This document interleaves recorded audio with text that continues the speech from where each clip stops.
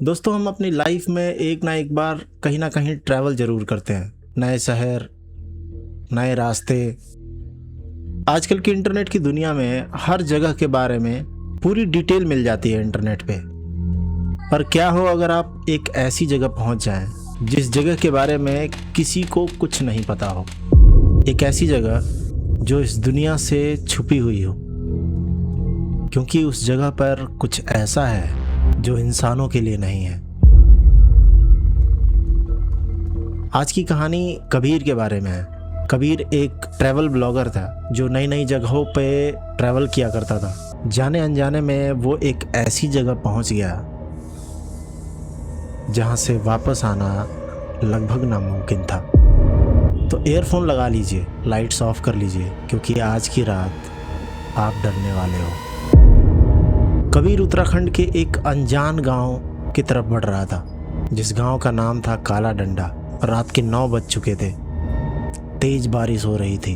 Car के शीशे में 10 फुट आगे तक कुछ भी दिखाई नहीं दे रहा था। उसका जीपीएस भी पिछले 2 घंटे से सिग्नल खो चुका था। तभी अचानक उस रास्ते पे लैंडस्लाइड हो जाती है। रास्ता बिल्कुल बंद हो जाता है। बड़ी बड़ी चट्टानें रास्ते को रोके खड़ी थी। ऐसे समय पे वापस आना भी कोई समझदारी का फैसला नहीं होता। कबीर की फ़ोन की बैटरी भी बहुत लो हो गई थी। तभी जोर से बिजली कड़कती है। उस बिजली की रोशनी में दूर पहाड़ पर एक लकड़ी का घर दिखाई देता है। कबीर ने अपनी कार लॉक की और अपना बैग उठाया और उस घर की तरफ चला गया। जब उस घर के पास पहुंचा, उसने देखा कि घर बहुत पुराना है। उसने दरवाज़ा खटखटाया। कुछ ही देर में एक बूढ़ा आदमी बाहर आया जिसकी एक आंख पत्थर की थी। उसने अपना नाम भैरव बताया। भैरव ने कबीर को अंदर बुलाया। पूरा घर अजीब सी सिलन और पुरानी किताबों की महक से भरा हुआ था।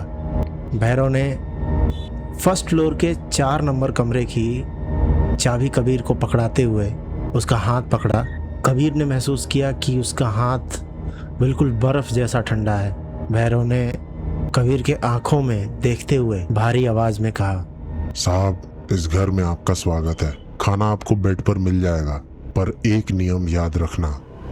रात के 3 बजे अगर आपको अपने कमरे से दरवाजा खटखटाने की आवाज सुनाई दे या कोई आपका नाम पुकारे, चाहे वो किसी की भी आवाज हो, गलती से भी दरवाजा मत खोलना। कबीर ने इस बात को अनसुना करते हुए ऊपर की ओर चला गया। उसे लगा शायद ये बूढ़ा आदमी मुझे डराने की कोशिश कर रहा है। ऊपर जाके जब कबीर ने उस रूम को देखा तो रूम काफी बड़ा था। सामने एक बड़ी सी पेंटिंग लगी हुई थी जिसमें एक औरत की तस्वीर थी जिसका चेहरा काले घूंघट से ढका हुआ था। कबीर ने थोड़ा खाना खाया और थकावट की वजह से वो सीधा बेड पर लेट गया। रात के करीब 2:30 बजे कबीर की आंखें खुल जाती हैं, क्योंकि अचानक से कमरे का टेम्परेचर बहुत गिर जाता है। उसके मुंह से भाप निकलने लगी थी। तभी उसने अपने बेड के नीचे किसी के नाखून खुरचने की आवाज सुनाई दी।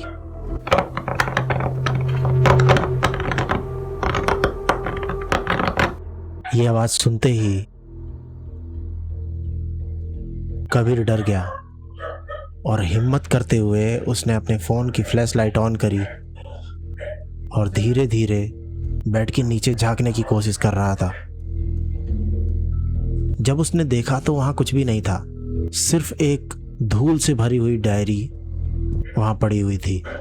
वो डायरी इस घर के पुराने मालिक की थी। उसमें लिखा था कि सालों पहले उसकी एक जवान बेटी पर किसी बुरी शक्ति का साया पड़ गया था।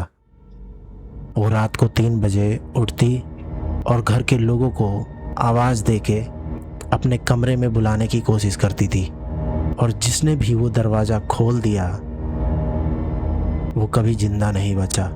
और डायरी के आखिरी पन्नों पे खून गिरा हुआ था और वहाँ लिखा था, वो मर चुकी है पर वो अब भी यहीं है। कबीर के मानो रोंगटे खड़े हो गए। उसने टाइम देखा तो रात के 2:58 हो रहे थे। सिर्फ 2 ही मिनट बाकी था। उसने सोचा ये सब दिमाग की वहम है। उसने अपनी बेडशीट उठा ली और मुंह ढक के आंखें बंद करके सोने की कोशिश करने लगा। जैसे ही 3 बजते हैं, बाहर कॉरिडोर में सन्नाटा छा जाता है। हवा की आवाज बंद, कीड़ों की आवाज बंद, बिल्कुल डेड साइलेंट। और तभी कमरे के बंद दरवाजे पर किसी ने नॉक किया। कबीर की मानो सांसें हलक में अटक चुकी थी। बाहर से एक आवाज आई, एक औरत की आवाज जो रो रही थी। मेरी मदद करो, मेरी मदद करो, मुझे बहुत डर लग रहा है। कबीर को भैरव की बात याद आ गई। उसने बेडशीट को पकड़ा और मुंह ढक लिया। अचानक वो आवाज बदल गई। अब वो औरत नहीं, कबीर की माँ की आवाज थी। कबीर, बेटा दरवाजा खोल, मुझे अकेले यहाँ डर लग रहा है। कबीर की आंखों में आंसू आ गए, क्योंकि वो जानता था उसकी माँ हजारों किलोमीटर दूर बैठी है। पर वो आवाज बिल्कुल असली लग रही थी। वो मानो जैसे हिप्नोटाइज जैसा हो गया था। उसके कदम अपने आप दरवाजे की तरफ बढ़ने लगे। वो दरवाजे पर पहुंचा, उसका हाथ हैंडल पर गया, पर तभी उसे डायरी पे लिखी हुई बात उसे याद आ गई। उसने हैंडल छोड़ दिया और दरवाजे के की होल से बाहर झांकने का फैसला किया। और जैसे ही उसने की होल से बाहर देखने की कोशिश की होल के उस पार से कोई वापस अंदर देख रहा था। एक बिल्कुल सफ़ेद, बिना पुतली की आँख। और तभी दरवाजे के बाहर से भयानक शैतान की हंसी गूंजी। आखिरकार तुमने मुझे देख ही लिया।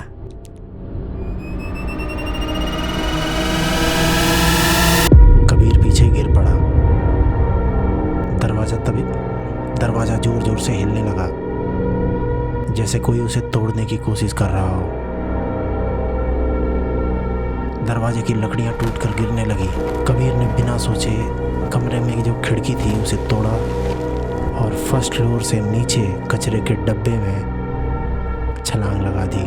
उसके पैर पे चोट लग गई थी, पर उसने दर्द की परवाह किए बिना वो लंगड़ाता हुआ कार की तरफ भाग रहा था।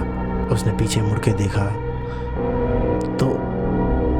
तो उस कमरे की खिड़की पर एक औरत खड़ी थी, जिसका चेहरा काले घूंघट से ढका हुआ था और उसकी गर्दन अजीब तरीके से मुड़ी हुई थी। कबीर ने जल्दी से कार का शीशा तोड़ा, क्योंकि वो चाबी अपने कमरे में ही भूल चुका था। और जैसे तैसे करके उसने गाड़ी के वायर जोड़े और गाड़ी स्टार्ट किया। बारिश में गाड़ी स्लिप करते हुए नीचे की तरफ जा रही थी। उसने गाड़ी के पीछे मुड़कर देखा, पीछे कोई नहीं था। कबीर जैसे तैसे सुबह होने तक एक छोटे शहर तक पहुंच चुका था। उसने एक ढाबे पर गाड़ी रोकी और बोतल से पानी पिया और अपने रियर व्यू मिरर में अपने आप को देखा।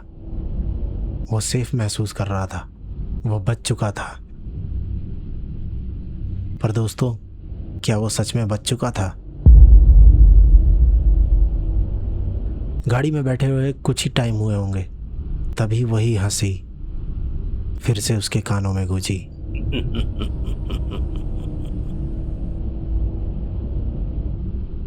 कबीर की मानो पूरा खून सूख चुका था। उसने कैसे भी हिम्मत करके रियर व्यू मिरर में पीछे देखने की कोशिश की, और जैसे ही उसने पीछे देखा, वही औरत उसके कार के पीछे बैठी हुई थी।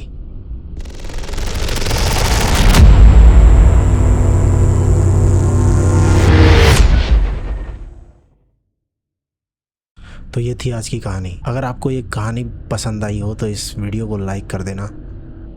अगर आपको ऐसी ही वीडियोस देखना पसंद हो तो इस चैनल को सब्सक्राइब कर सकते हो आप। और नीचे कमेंट करके बताओ कि अगर आप कबीर के जगह पे होते तो आप क्या करते।